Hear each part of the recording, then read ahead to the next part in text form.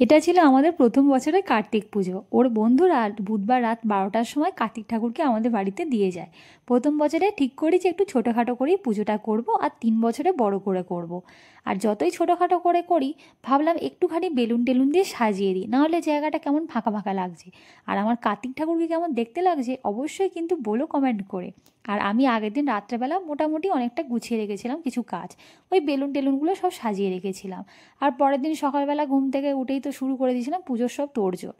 আর তারপরে পুজোর ফল কাটতে কাটতে দেখি আমাদের ঠাকুরমশাই চলে এসেছে পুজো করার জন্য। এদিকে ফল কাটা কমপ্লিট হয়ে গেছিলো সব জোগাড়জান্তি করতে করতে।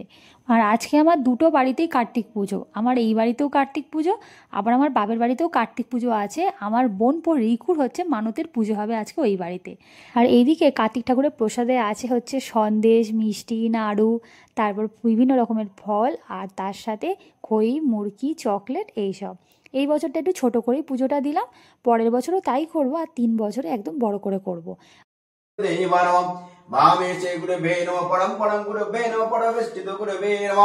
দক্ষিণে গণেশায় নমঃ, সম্মুখে ওম শ্রী কার্তিকায় নমস্তুতে। ওম কার্তিকায় নমঃ।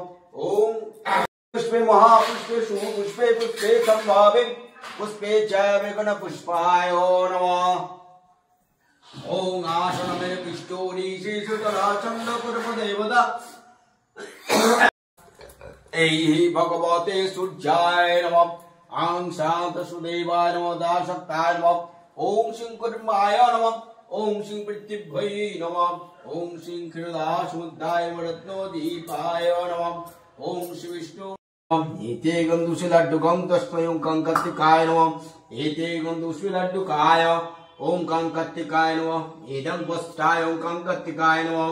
ओं कार्तिकाय तस्मै कर्ज साधु।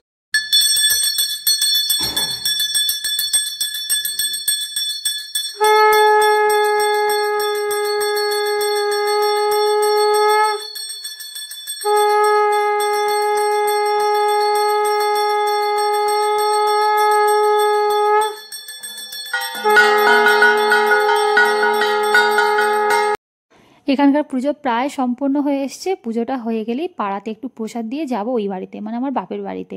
ওখানে আমার বোনপো রিকুর মানতের পুজো আছে, ওখানেও কার্তিক পুজোই হবে। তো সেই জন্য এখানকার সমস্ত কাজ হয়ে গেলে তারপরে আমি ওই বাড়িতে আবার যাব। সেই ব্লগটাও তোমাদের সাথে অবশ্যই শেয়ার করো পরের পার্টে। যাই হোক, ভিডিওটা ভালো লাগলে অবশ্যই লাইক করো, কমেন্টে জানিও কেমন লেগেছে, আর আমাকে ফলো করতে ভুলো না। আর হ্যাঁ, আমার কার্তিক ঠাকুর কেমন হয়েছে সেটা কিন্তু অবশ্যই কমেন্ট করে বলতে একদমই ভুলবে না। তো চলো, আজকের মতো এইটুকুই। রাধে রাধে, সবাই ভালো থেকো, সুস্থ থেকো।